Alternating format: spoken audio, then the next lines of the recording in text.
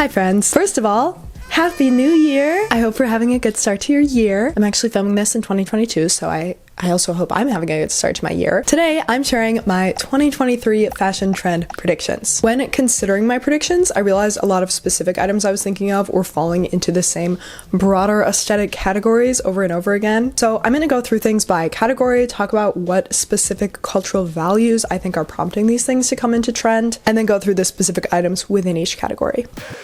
So the first larger aesthetic category that I think we're going to see a lot more of in 2023 is 80s inspired fashion. This one feels more surface level to me in the reasoning. I mean, in recent years, we've seen people drawing a ton from the 90s, 2000s, 70s, 60s. The 80s have sort of been on the back burner for a bit, so now all those looks feel fresh again. There was also so much 80s inspired fashion in the 2010s, and as the trend cycle just moves faster and faster, we are already seeing elements of 2010s fashion cycle back around, which is unhinged, but it's happening. We've already been seeing 80s fashion start to return in leg warmers, bows, and just generally like poofy, ruffly silhouettes. And I think all of these will continue in 2023, especially bows, I think are just gonna get bigger and more prominent. I mean, like literally bigger. Like there's gonna be big oversized bows on everything. And on the topic of leg warmers, the whole ballet aesthetic is sort of remarkably similar to like the 80s aerobic craze and the attire that went along with that. I also think bubble hems are poised to make a comeback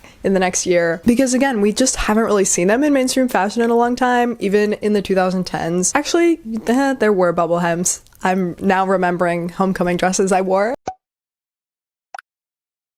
Now, I think it's coming back around. Plus, the bubble hem is a new take on the like poofy, voluminous silhouettes we've already been enjoying in recent years. I also think larger flower appliques are going to become much bigger throughout this year. I've already been seeing it on like chokers and stuff from certain like more niche fashion influencers. And I know there were some examples from runway collections and from other like luxury high-end type brands. Specifically roses, again, those were a thing in the 80s. They have that poofy, ruffly shape. They're also like a little feminine touch, kind of like a bow, but newer to us and therefore more interesting. Like, I think bows will keep being big, but I'm like, the flower appliques may replace bows by this time next year. I also see wider necklines and off-the-shoulder tops becoming bigger this year. Again, certain necklines have just really dominated the market recently. Obviously, the square neck, crew necks, halter necklines. I mean, there's been a ton of different ones, but I feel like a wider cut on a t-shirt has not been one of them since like the 2010s when I was in high school, which means of course it is poised to come back now. And I have already been seeing it start to come back on certain fashion influencers with like a less mainstream sense of style. So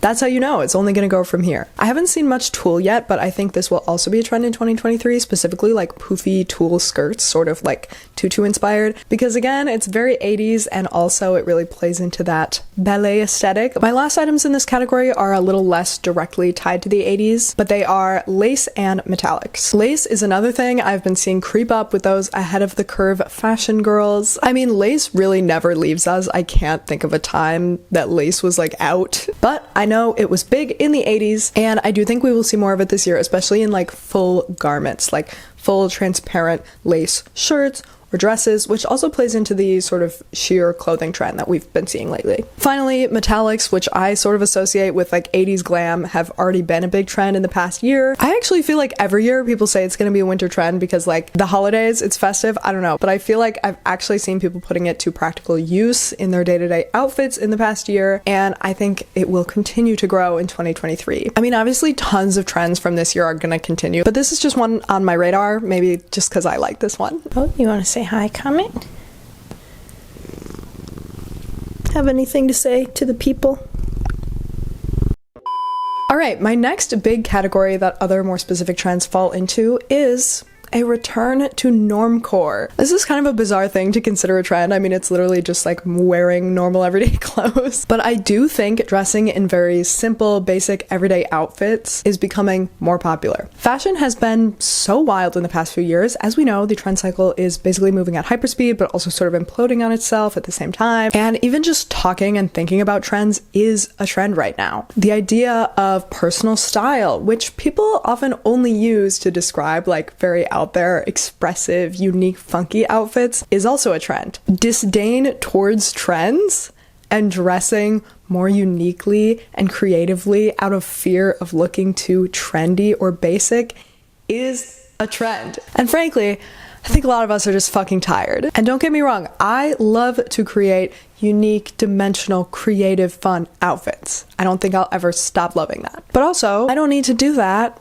every day. Every time I get dressed doesn't need to be like a fashion experiment, you know? Please let me know in the comments if this is relatable or if you have any thoughts on this. I would really like to hear them. Anyway, the first more specific trend I've seen that falls into this category is the downtown girl aesthetic. When I first saw this on the internet, I was like, okay, this is just people dressing in regular clothes. Like, this isn't an aesthetic. This is just how normal people such as myself dress on a day-to-day basis. Why is this an aesthetic? But then it occurred to me that that's kind of the point. It's romanticizing like just being a person. It's also very lifestyle oriented. So again, it's decentralizing the clothing within the fashion aesthetic, if that makes sense. And I think calling it an aesthetic is sort of a bid to legitimize it as an intentional fashion choice rather than just the default. I find this aesthetic so interesting. I've considered making an entire video like analyzing this, so if anyone wants to see that, please let me know. Similarly, I have seen rom-com core pop up on the internet recently, and the images they're referencing are always just like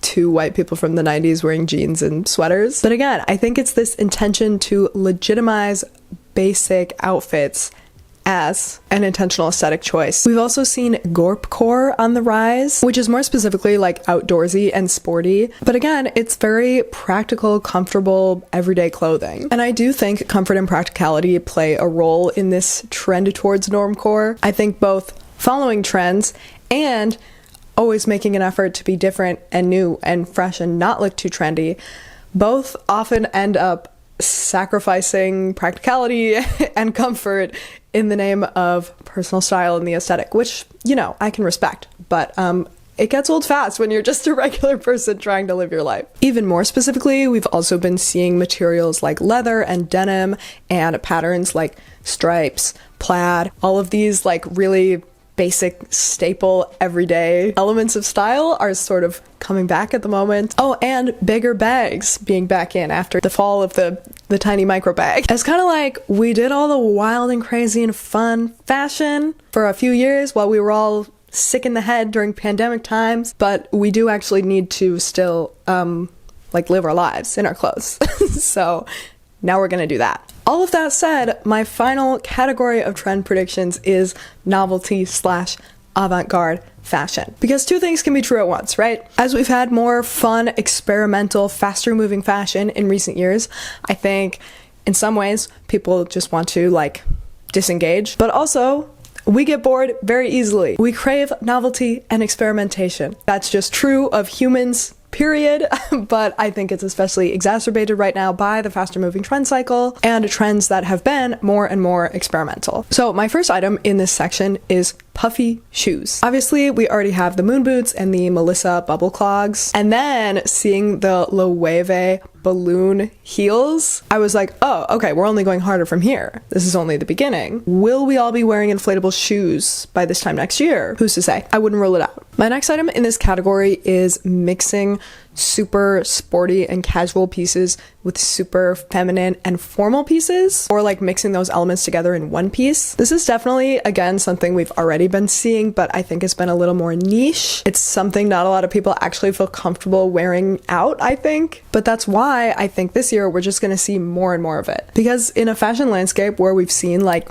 everything, this is something that is easily replicable, but still seems experimental and unique and a little wrong, which I think is part of the draw. Lainey Ozark is like the queen of this to me. She's the first person I saw do it that made me want to try it out. When a cool fashion girly online starts doing something, it's only a matter of time before the rest of the world follows. Finally, my last trend in the avant-garde / novelty category is dystopian / futuristic fashion. This is actually one that did not occur to me until I was looking at an article of trend predictions based on Pinterest search terms that have increased over the past year. I think like data analytics as trend prediction is really interesting. I'll link the article below if you want to check it out. And there were a bunch of things mentioned in there, including some things I already had in this video, but this one stuck out to me because I feel like we've definitely already been seeing this. But knowing that the searchability of futuristic fashion, dystopian fashion, avant-garde fashion is all still rising,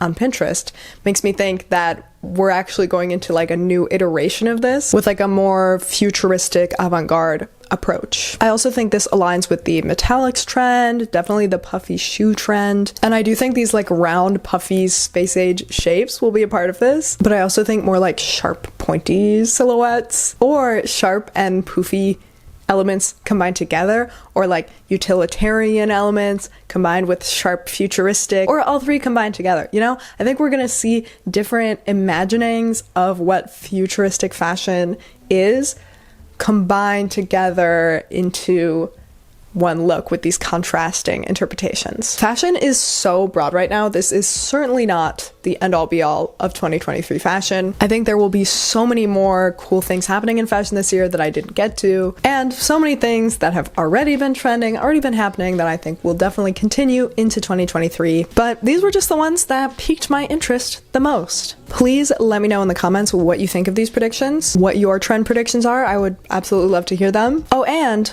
I heard if you leave a comment, watch another video like this one right here, which YouTube thinks you will like according to the algorithm. And of course, subscribe to the channel. You will be released from the pressure of trends this year, and you will feel no need to wear anything except exactly what you want on any given day. You have to subscribe for that to happen though, so should probably do it. Sounds like a big weight off your shoulders.